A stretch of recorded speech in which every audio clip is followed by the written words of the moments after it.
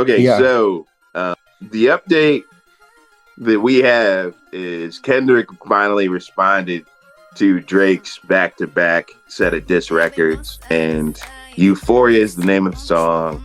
Has the internet going nuts because there's so many layered responses to some of the things that he's talking about as Kendrick Lamar addresses Drake, the beef, issues that he has with Drake.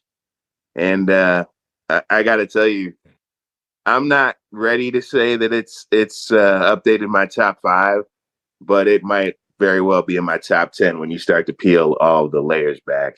It's still not as good as Story of Adidon, but Story of Adidon was such a moment in time, just so impactful, so unexpected that I think it's unfair to compare the two. A great diss record is a great diss record, and we have to break down its merits. So to starts off pretty mellow over the I think it's latest greatest inspiration Teddy Pendergrass sample, and Kendrick just starts slowly dissing Drake. Pretty much talking about how he's a manipulator and a fraud, and he's a scam artist. And that Drake makes music that pacifies his fans, essentially alluding to the fact that Drake likes young girls, but he says, he won't double down on the line. He said it's a random act of kindness. And then the beat drops, and then Kendrick really, really goes in, throwing shots. One of them being that, I thought some of the most clever stuff was, am I battling ghosts or AI, meaning alluding to the ghost writers that Drake has, or the fact that, as we talked about before, Drake used the AI voices to some controversy, especially as it comes with Tupac's State. Now, then he basically is trying to allude to Haley Joel Osment, the actor that was in both Sixth Sense and AI, right? Essentially saying, like, I guess that's who I am, trying to figure out if I'm battling ghosts or AI, right? Which I thought was pretty clever. There's a name check to New Ho King, which is a restaurant in Toronto, where apparently some gang beef went down and a rapper had been shot there. And essentially, Kendrick Lamar saying, hey, look, I'll even show up in New Ho King with, duck sauce waiting on you. Like, I'm not even scared to take it there to your home city, into this restaurant where there's been rappers shot already. That's how little I fear you, essentially. Definitely some shots at Drake being a bad parent again. Like, I have a son to raise, but you don't know nothing about that. Similar to what Pusha T did with You Hide the Child, like deadbeat motherfucker in Border Patrol, but it gets a little deeper in terms of like, no, I actually raised my son, essentially implying that Drake is now only bringing him out for photo ops so that he keeps his fans who might have thought he was a deadbeat dad, but he's not really around. Cameras are off. That was pretty solid. There was a pretty underrated line about when you stand by Sexy Red, I believe you see two bad bitches. Like, I don't think you really like women. You think they're your competition. Pretty soon, gonna try to throw ass with them. Like, essentially saying, like, the reason you don't get along with all these female rappers is you feel threatened by them and you probably want to twerk like them, which is pretty, a nice little shot. I thought overall it was well executed. And, one of the lines that's in the beginning that's reversed apparently is Richard Pryor admitting he's a fraud in The Wiz. And apparently, that's just another layer to the diss, like a subtle, subliminal message. It's Kendrick, so there's lots of layers, there's lots of detail. But overall, I think Kendrick is up this round. I do. I feel like Push-Ups was strong. I thought Push-Ups was better than expected. I think Drake should have stood on Push-Ups instead of doing the AI thing, because Kendrick has, essentially lines about, like, I can't let a Canadian make Pac roll over in his grave. And then there's some other shots like, OVO left Canada trying to emulate what they saw in America, but they ain't ready for this violence, essentially alluding to, again, there was an attempt when Pusha T was performing during the beef in Toronto. Someone in Drake's crew tried to rush the stage and attack Pusha T. did not go well for that kid. Apparently, he was the one who ended up in the hospital. We won't get into the details of that, but essentially alluding to, look, you can't even pull off what in LA, like if we wanted to get somebody, we would have gotten them. That's what LA gang life is. This Canadian stuff is weak sauce. It's so. Hey, our Canuck friends up there in Canada. What are your thoughts? Oh, I'm breaking down what Kendrick said. No, I know. Well, the three things that the 3 points that I thought of when I was listening back to it earlier, the couple of lines that jumped out at me, was doesn't Drake's dad have like Alzheimer's or something? There was a double entendre. Oh yeah, where he said park his son. Yeah, Parkinson's line. Yeah. Right, the Parkinson's line. I was just like, God dang, man, this guy's dementia must run in his family, but let it get shaky. I'll park his son. Yeah, that was a good line. I mean, and then the other one, I mean, you really got to listen to this thing like a few times at the very least. Oh yeah. I'm gonna like listen to it again, but that one like stood out to me just right off the top. I just like the build. I like the way that he, as a singer myself, not a rapper, but from a performance standpoint, the way that it was so laid back. You talked about how laid back it was, and then it builds. I really appreciated that in terms of just structure and just like technique. Oh man, there was one over here. Oh yeah, the YNW Melly line. Yeah, that one was good. Some people, let's explain to people who aren't fully entrenched in hip hop the YNW Melly line. Okay, so essentially, Kendrick is saying, "I hope J. Cole is still my friend, but if not, I'm YNW Melly." Right, and so YNW Melly is a rapper that is accused of went on trial for essentially killing some of his friends and his crew. Essentially, long story short, and then claiming that he didn't do it, claiming I don't know what happened, and so far it hasn't worked out for him, from a legal standpoint. So that's what that's alluding to. YNW Melly famously killed some friends or some fellow rappers in his crew, allegedly. Yeah. Oh, the other one, let your core audience stomach that, then tell them where you get your abs from. Yes. The double entendre of the core audience and then the abs, and then tying that into the rumors about his surgery. And then 12 right after that, because V12 is I think it's a cryo machine that people use to further sculpt their abs. So the V12 line immediately after that is also part of that allusion to the abs and the stomach. That I don't like Drake with the melodies. I don't like Drake when he act tough. Yeah, he's got the puff. Yeah, and then oh yeah, the Puff slap. So for people who don't know, Puff famously slapped Drake and nothing happened. Right. And so what Kendrick is referring to, like, oh yeah, you talk about your bodyguard and all that, but when Puff slapped you, what did your bodyguard do? Because apparently nothing happened. Yeah, my first one, like my last one, it's a classic. You don't have one. That was good. Yeah, and then the other part of it. So how do people so quickly identify the reverse sample and figure all that out? I'm just amazed by the quick. Like we both have on our laptop right now stuff that'll reverse right, the audio. That's true. Yeah, all they gotta do is import it into whatever, reverse the audio. Right. Right. That sounds like the Wiz. Yeah, the Parkinson was really good. There's one other part that there was he wasn't quite doing this, but it was low key. I think I made this reference the other day when we talked about it, but like how like the old maneuver, like when you like preemptively try and say stuff. It wasn't quite that, but I think the part where he talks about I'm what the culture is feeling about him. Oh, it was like, I hate the bitches you fuck because they confuse themselves with real women. No, we hate, and I say we because yes, that is like really like I don't know, man. That's just some like next level meta, like because he really is like a big thing about Drake, right? Is like his biracial identity, and that there's that clip that of him having dinner when he was on Degrassi, like that era, and that where he's like, you know, he's having dinner and like sort of just basically saying in a nutshell, like, yeah, this is all an act. Like I'm not really about that life, or I don't know. He was kind of like talking smack about hip hop or rappers in general, and kind of pulling a low key kind of if Bill Cosby, you know, he wasn't saying pull up your pants, but it was a little bit like that.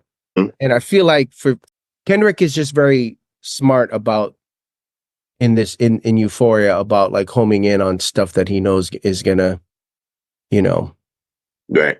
like that has a bite to it. So other layers, apparently Drake is a co-executive or part producer of the actual show Euphoria on HBO. And in it, famously, actors that are supposed to be portraying high school children are indulging in all sorts of sexual activity and drug use. And you know, there's been many allusions or criticisms about Drake and how he skews younger sometimes when it comes to some of these women. There's a debate around whether or not he should be texting Millie Bobby Brown when she was underage. I don't know that he was setting up dates in full clarity, but you know, in this day and age, everybody has very heightened sensitivity to what could be potentially interpreted as grooming, whether it is or not. Like it could have legitimately been, because I'm not privy to a text message, it could have legitimately been, hey, how do I deal with this aspect of fame or this interview because you've been famous for X amount of time. It could have just been that, but obviously there's been multiple allusions to potentially he's liking these younger girls. I forget how old Lotto's little sister is. I think he had something with her, and there is a rumor. And respect to the OG, I am not saying this happened. I'm saying this is a rumor. I'm just repeating the rumor. There's a rumor that he made romantic overtures to Jimmy Jam's daughter while she was still under 18. I don't know if that's true or not. So those are some of the things, and that's why you hear some of the lines in the diss record about the younger girls or the pacifier line. Again, this is all just giving context. I'm not saying one way or the other that I have definitive proof of any of this. This is just what the rumor mill is churning up. Yeah, I just sent you a link. So the link to that old clip of him having dinner, but I guess he was talking. He was sort of talking shit about Toronto slang or something, like saying that it was, you know, he was putting on his tuxedo and saying like, oh, these young kids and their slang, kind of being an old man, even though he was like 20 or whatever, 19 or whatever. Hey, official, can you grab this dude and, calm him down? So, Cardinal Official, obviously a legend in Canadian hip hop, had some of the first crossover records, records that hit the charts out of Canada. Definitely a Canadian that we respect. He's done a lot for the culture in Canada. So it would be ideal if an OG like that potentially could maybe help him out. I think the dynamics is a little different. Being that he's Canadian, maybe that'll mean more. In America here, we have some OGs that will sit these dudes down. Some will listen, some won't. But we always looked up to them because, they're American rappers. Nobody from America really looks up to Canadian rappers, but maybe a Canadian rapper looks up to another Canadian rapper, like Cardinal Official in some ways paved the way for Drake to get where he got, and it not be jarring that he was a rapper from Canada. This is my gentle request for Cardinal Official to maybe pull Drake to the side and teach him some game in terms of how to move in a way where he's subject to a little less ridicule. Because, we never thought of Cardinal Official as a punchline, at least over here on this side of hip hop. Right. All right. Fair point. So, I mean, Drake's going to do what Drake's going to do. Absolutely. We can learn from a mentor, somebody who's been there before, somebody who knows how to move, So let me ask you this, and I'm quoting Mark Lamont Hill, who also did a breakdown of Euphoria earlier today. His guess, and I want to get your take on this. Is this a hot take? Mark Lamont Hill was saying that he expects a response from Drake probably by tomorrow, but no later than the weekend. That was his gut instinct. And I'm curious if you co-sign that, or is that a hot take? I do think sometimes people like to get in the news cycle. And so I could see if Drake drops something on Friday, that's still within the week. Then people are talking about it, spend it on the weekend. It hits the clubs. It's still new for people who are hitting the clubs. It is springtime and a lot of North America, it's kind of back to clubbing season if people aren't in the clubs yet. Yeah. And what the format of the disc is, people could be running it. I could definitely see him dropping it on Friday or late Thursday night if he's ready.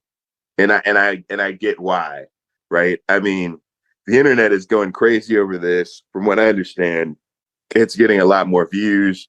Complex just did a poll like who won their disc record, and Kendrick won. It's like 50 and change to 40 and change in terms of Kendrick winning. So it's one of those things where the internet says Kendrick is up. The internet in general says Kendrick is up. Okay. I don't know how long Drake wants to sit in that without response. If he dropped something on Friday, he wouldn't have controlled the week, but he would have stopped the bleeding. If he waits till next week, then the better it'll have to be. I think if he just drops something, it can be mediocre, kind of like All Due Respect TaylorMade was to me. I thought TaylorMade was mediocre because I thought he was more interested in playing with AI than doing actual bars. But if he waits till next week, I think it has to be fire. Like, I think he has to uncover something that hasn't been dropped yet. He has to lead with audio of Kendrick saying, "We'll always be cool, man. I look up to you," or something embarrassing. Like, he'll have to do some things that are really fire. Because I think his tendency when he's outmatched is to try to walk it back and troll on IG, right? Like, he could have responded to Rick Ross by now, but instead it's this weird IG jokes where he's like posting text with his mom, like, "Rick Ross is being racist, mom." You know what I mean? Right. So, 1 second. I think I got is that an incoming call or something? I don't know what's going on. Am I showing okay? Yeah, you're. All right. I mean, listen.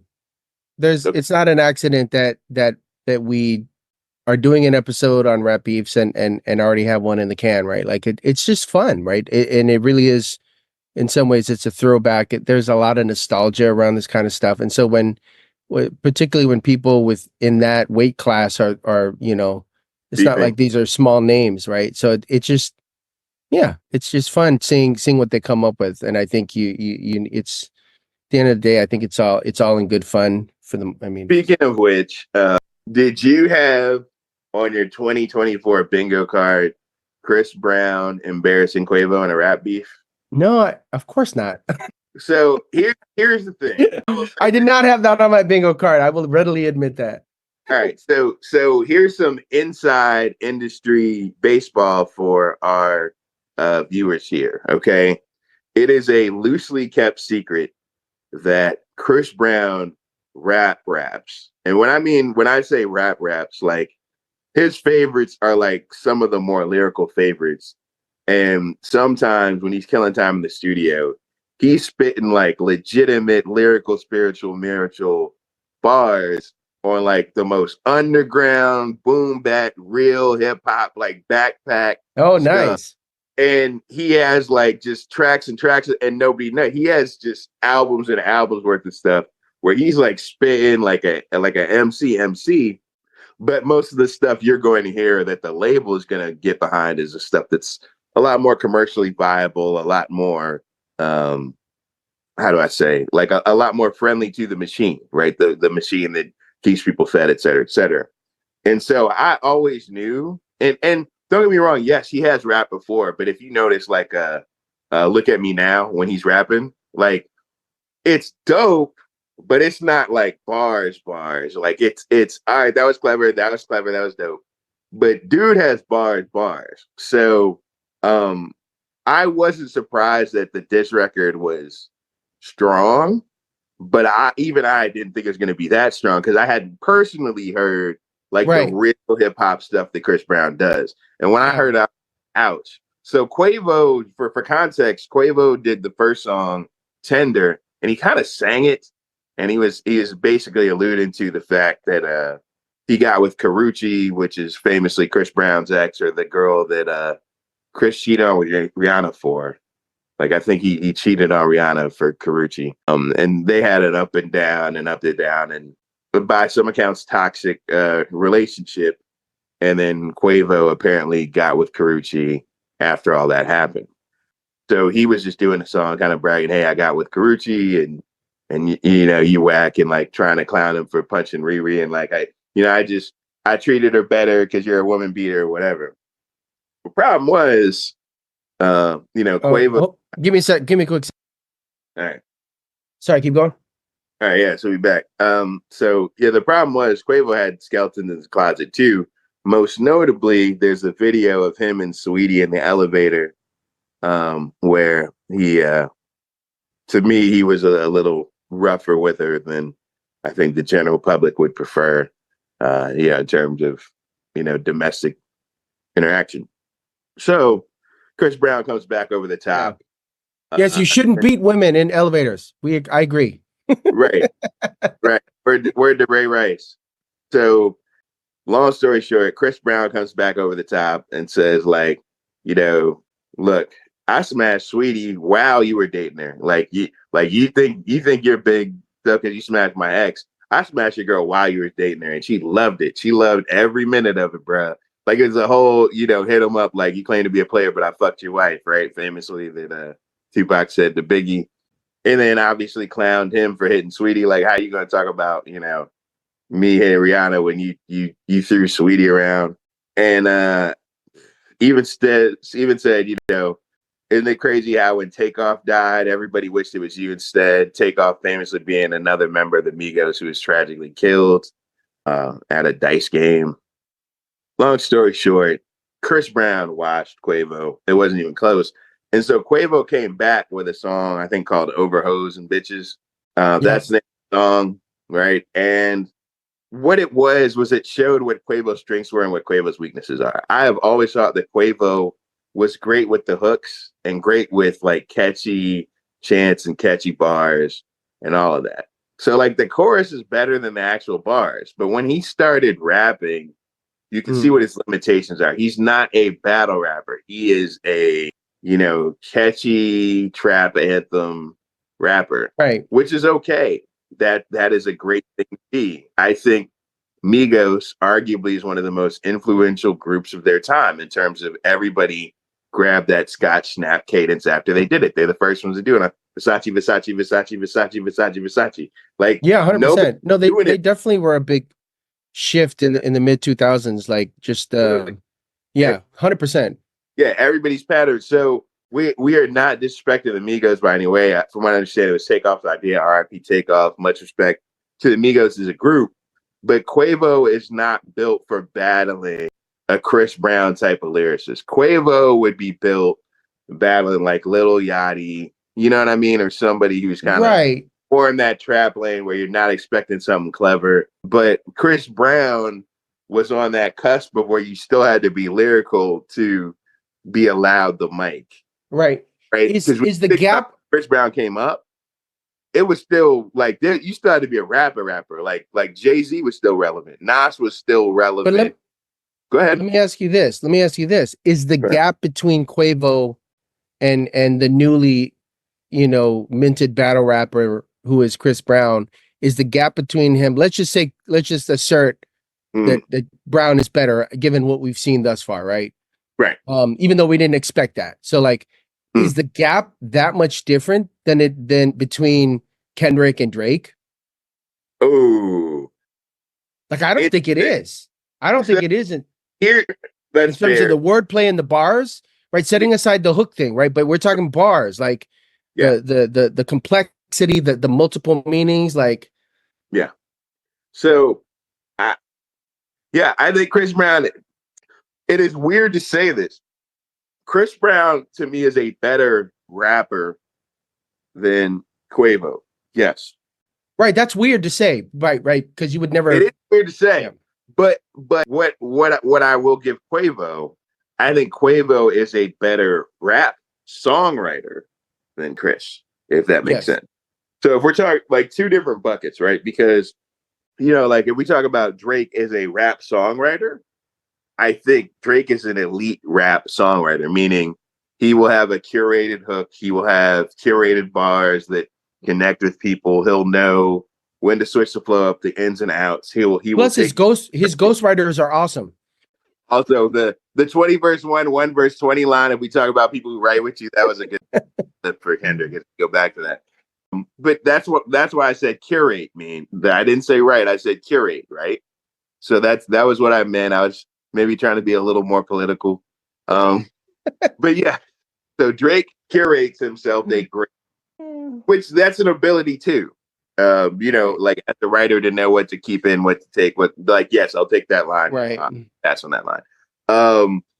But yeah, if we're just talking about bars, like what has Drake done that had you like, wow, like rigor mortis on Section 80 even? Not like just that's the MC, not a rap. Like that's the MC. That's so, kind of what I was trying to get at too. Right. That's part of what I was saying in terms of the way that Kendrick was like when that line where Kendrick says like you don't have classics, like you don't have a. All right, so here's what I would say about Drake. I think Drake is closer to Kendrick than Quavo is to Chris Brown, which is a wild thing to say considering how Quavo and Chris Brown make their money.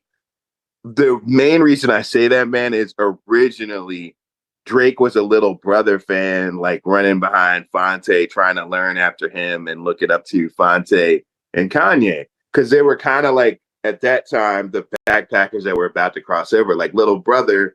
And I say it's being out of North Carolina, like everybody thought they're going to be next up. They got signed to Atlantic. Their first, album was amazing. And like Fonte, the lead rapper of the group, was considered to be an influence for Kanye and Drake. They just ended up taking what he did and they made it a little bigger and they commercialized it and polished it and surrounded by, lush $1 million budgets. Something that Fonte didn't really have access to until he started doing music, right? Like for a lot of these shows that he's doing. So Drake did start off idolizing rappers like Fonte, who I highly recommend anybody who's like a more of an underground hip hop head or whatever to study Little Brother's catalog. Like start with The Listening, then The Minstrel Show, that's their major label album, and then continue on. Also the Chitlin Circuit mixtape is fire. Gary and I were driving around to May the Lord Watch in LA one time. That's one of their newer albums. But I say that to say, I do think Drake has more, and this is while also conceding that Quavo's favorite rapper, from what I understand, is Nas. So I'm not saying Quavo doesn't have MCs. Bona fides influences, yeah. But there's a difference between my favorite rapper and like I'm patterning myself after, like I'm taking what he does.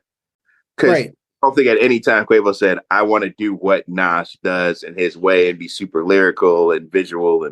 And so that's why I say Drake's a little closer to Kendrick, but I think Kendrick on his best day beats Drake lyrically.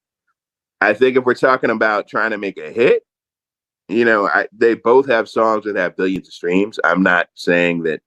I think, maybe more money is on Drake than Kendrick. If people said, Well, and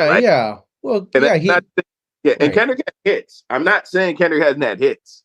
He's never been the pop sort of / hip hop artist, a crossover in the same way that Drake was. Like it's weird.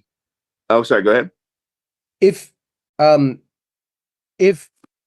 Kendrick is sort of the extension or if his sort of forebearer or the precursor to him was Nas. Let's say that Kendrick is this generation's Nas, right? And you could go back and say maybe Nas was, I don't know, Quest or Common, whatever. But let's say that's the lineage. Who was Drake? Who was the Drake before Drake came? That's kind of another way to look at it. If we're talking in terms of like gaps between rappers or generations, like Who would you You're say? going, you're going to hate this, but when you think about it, you're gonna say I could see it. Ja Rule. No, you're right. All that sing songy skip with the girl shit. Right. Did it. Right. And that's a good call. Way It's very subtle though. Right. Because I would say, if we're unpacking it, Drake added a layer of emo and like kind of like Gen Z like vulnerability to it. Like Ja Rule was really like the poor man's version of DMX, right? Like he was kind of like, he was not DMX, but he was just like this party, like, so you know what I'm saying? So I get what you're saying. He was until he wasn't. And here's what it was, and I'll tell you what it was, because they were all in the same clique under Irv Gotti at one time. No, they were. No, but I'm saying this for the listeners. Like, I know you know, but so it was at one point, Mike Geronimo was actually the biggest one out of the clique.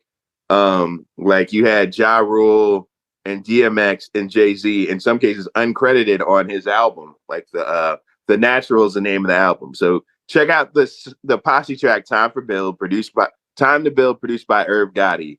It's a track where it's a posse cut, and you get to hear early DMX, early Ja Rule, and early Jay-Z. Now the wild thing is Ja is a little more dark like DMX. And because DMX popped so much and popped so big before Ja really got going, Ja kind of pivoted to this more sing-songy stuff. But if you look at like his old stuff, he was like dirty, grimy, you know. Yeah. Right. That is the character. Like he was talking about, what I'm talking about? That verse? Yep. It's what's interesting about like too about Drake, and I feel like when I first heard a Drake record, I was like, oh, that makes perfect sense. This is like a huge this style, like he polished out. He polished. That's what he did. He did. He started off MC. Like he did, like if you go to the Drake comeback season mixtape, he legitimately was trying to be in that Little Brother lane with a Little Brother feature and a beat by Ninth Wonder. I am not making this up, people. He liked Little Brother that much. He wanted to work with him. So they do these records together. It was like he was idolizing that crew of like Little Brother, Kanye, like that lyricist lounge, but polished enough, accessible enough, digestible enough. And suddenly he had a similar Ja Rule pivot coming up on the underground, like to, best I ever had. Like he started, singing a lot more and tailoring more of his records to the girls. And nobody's saying that's a bad thing, but you wanted an analogy. I would say Ja Rule was Drake before Drake. No, that's a good one. That's a good one. Mm-hmm. Yeah. That's good stuff, man. Well, we'll see, man. Maybe we should start a little pool on when the Drake response comes. We should put a vote in the episode, like once you drop it. But yeah, we definitely gotta. Yeah, I'm gonna. I think I'm gonna try and drop it on Friday so we can get it out and include the last week's stuff that we put in. Good shit, bro. Fun week for all that stuff. Oh, absolutely. It's fun again. I like it as long as it stays, on the record. Like as long as it's not any actual violence and people are just. That's what we grew up on, man. It was, I'm better. I'm throwing shots at this rapper. I'm throwing shots at this rapper. Right. It was all the competition. It wasn't like when I see you, I'm gonna kill you. So everybody just calm down with all that. Enjoy it for the sport that it is, and it's okay. I want to say this to our fans out there. It's okay to say that somebody got around, even if you like the other artist better. Like sometimes it's okay to just judge it as a sport. Like I, as a sports fan, there are times when my team got outplayed and I just have to suck it up. I can't blame the refs. And similarly, don't feel like you are betraying your favorite artist. If you're a Drake fan and you feel like Kendrick got this round, it's okay to say Kendrick got this round. I think Kendrick got this round.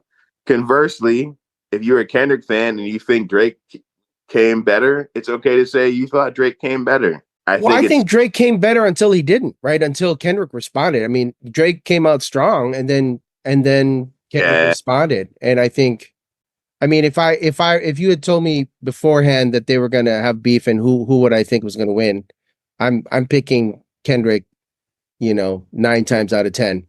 I think in general, I think it's a mismatch for, I mean, what to me are obvious reasons. Cause like we said, I don't think of Drake as that guy with bars in that same way. Like, right. It's like, who's going to win? Like Nas versus Ja Rule in a fight, right? Like Nas is going to win. So, so here's the thing. Drake has always had lyrical ability. Drake has just directed it in a way to maximize the commerciality. I think that's fair. Yeah, that's fair. The original For All the Dogs, before he did the Scary Eyes version, because people were like, bro, like, when are you gonna really rap? And so then he dropped those 4 or 5 extra Scary Hour songs on the For All the Dogs and made that a new edition where he rapped a little more. So my thought on Drake is, I think he's capable of coming back with a response. But what he has to do is he has to put a governor on some of his dumber urges that the echo chamber might be letting go, right? Like, don't do AI on this one. Like, nobody thought it was cute but your core fans. A lot of other people kind of were rolling their eyes. And now, with Kendrick saying, am I battling ghosts or AI? If you come back with more AI, like, you lean into his criticism of you. So leave the AI alone, bar up, and just go. Call Premier, call DJ Premier, get you a gutter beat and just go. Or call Pete Rudd, call one of them gutter boom bap producers and just really go. Nobody will expect that from you. And if you do that over like a Premier beat or like a nasty, that's a good call. Look at Kick in the Door, right? Kick in the Door. Like Biggie, he had done all this shiny pop stuff or whatever. Man, he got on that Premier beat and just started tearing people a new one. So, look, I say this as somebody who doesn't have a dog in the fight. I just love the sport. Drake, you're probably not going to listen to this, but get you like a real boom bap producer and just spit over that. Nobody will expect that from you. Yes, that's a great call. Really, that's totally what he should do. Really drop the bars, because then people are going to be like, oh, he really, it'll be twofold. And then it'll be in Kendrick's territory. Like, yo, I took it to your turf. Now what? Like, you know what I mean? Because I don't think this is the time to play it safe. I think everybody feels like Drake is going to lose this one anyway. He already lost the one for Pusha T. This is the time to do something different. And by different, I don't mean the new gimmick. Like don't replace AI. He's not going to do AI again. There's no. I would be really surprised if he did AI again. That's not going to happen. But now the boom back thing, he's probably not going to do. But if he was smart, somebody in his camp is listening to this and saying, "Hey, this is a good idea. You should do it." And we give you all the credit, Non. That's a great angle, right? Because the cadence is part of it, right? Like part of flexing your abilities as an MC is being able to technically do different things. And if you're a one-trick pony, then it just gets boring. But if you come out and you respond in a way that people don't think you can do, then it's like, oh, it's kind of like me and my 7-year-old, like when we're shooting hoops in the driveway, we have this thing where we have to make 3 in a row. And usually like not right there, but like from, far, a mid-range to a 3-pointer. So yesterday it took me a little longer to make my 3 in a row, but on the last one, I intentionally shot a bank shot. And that's why it took me so long. Cause I was like, I'm going to end it on my terms, but it's more impressive when you like do it like that. Right. It's more impressive if he comes out like, yeah, okay. I'll like if you're you have another analogy. If you're in UFC and the other guy's a wrestler and you're a striker and you're like, I'm going to go out and grapple your ass and I'm going to submit you instead of knocking you out.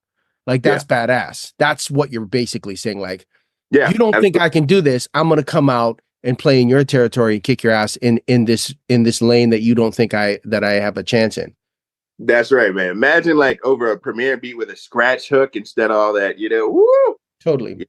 Now, and then that would bring back boom back and like completely change hip hop for the next 4 years, and then I'd be really psyched. Because the only reason I don't say Just Blaze is I know Just Blaze publicly generally doesn't want to be associated with beef on either side, or at least that used to be his internet persona. And so that's why I'm saying Premier's fine with it. So maybe a Premier, Pete Rock beat, some kind of underground, like maybe Alchemist, something like nasty, where it's like, oh, he did that. Shout out to the GOAT DJ Premier. I was in a studio with him in Jersey City back in the day, and I played him a couple of tracks, and he gave me some props for them.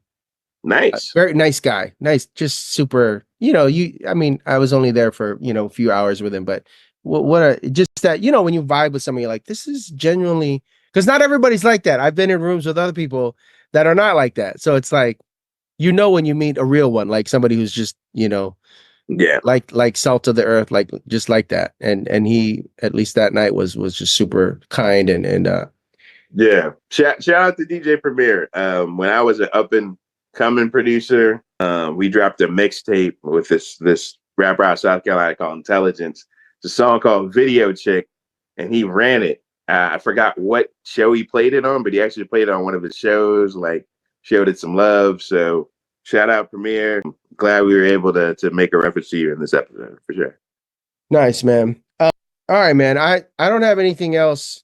I think I want to go watch. I just checked the score. Our Celtics are up by 30 with a few minutes left, and I'd like to go and enjoy the final few minutes, even though it looks like they're going to win. I don't want to jinx it, but after all that smack the Heat fans were talking after they stole Game 2 in Boston, now look at you. I hear that, man. 112-79. Nice. Is that the last one? It's done if they win this one? 112-79. The Celtics are winning. It's the series is over, right? If they move on to round 2. Yeah, they needed to. It's 3-1. So if they're out of it. 114-79. God dang. Nice. Yeah, they need to win this and get Porzingis all the medical attention he needs. And just blow out, like, they don't have Jimmy Butler. You got to blow them out. You can't be in these close games with people without their best player. Can I say this? Say whatever you want. Yeah. Spoelstra is the greatest coach in the NBA. He just doesn't have the greatest roster. And so you were never going to sweep Spoelstra because he's Spoelstra. Even when Spoelstra is shorthanded, he's Spoelstra. And I don't say that to say he's the boogeyman, but I do say that to say sometimes you got to realize he's just that much that he's going to steal one from you. He's that good. Yeah. He's, in my opinion.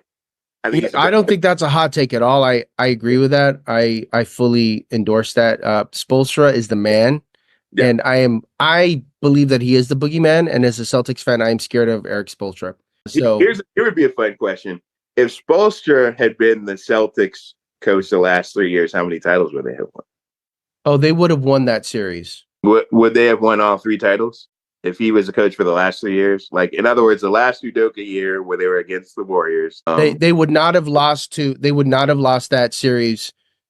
Like, all that stuff. Steph still would have been Steph, but they would have stopped the other players, and they would not have. They would not. No, I think they would have. I don't know if they'd win all the championships, but they definitely would have won the year that they made it. Yeah. I don't know if they could have beaten the Nuggets last year, but they didn't play them. They lost to Miami, right? I'm saying if Spoelstra was the coach of the Celtics, I don't know if they would have beaten the Nuggets, but I would have liked their chances. But I definitely think they could have beaten the Warriors if Spoelstra was a coach. No, he's all really respect good. to Udoka. We miss you. You just couldn't keep it in your pants, so Well, now look at him. I'm just on a parting note about the Celts. I'm just happy that I was worried after Game 2. Even granting everything you're saying about Spoelstra, like, it didn't surprise me that they won, but my concern was that, the Missoula would not adjust and would not, that his level of inexperience and the gap was so big that he would just get run over, even though he had the superior team, and that is not what happened. And so I feel like very aside from the Porzingis injury, I don't know when he's coming back, but. Right. But yeah, the fact that they have blown them out the last 3 games in a row speaks. I'm like, okay, that's good. You're supposed to blow this team out without Butler. So Facts. yeah. All right, brother. I appreciate you. Good talk tonight. Thank you as always for your knowledge and insights about rap beefs. It's good. We got a ringer on the team when it comes to that. Hey, my pleasure. This is what I love to talk about. I love that smoke. Yeah, man. All right, brother. Have a good night. We'll talk soon. We'll pick it up tomorrow. All right.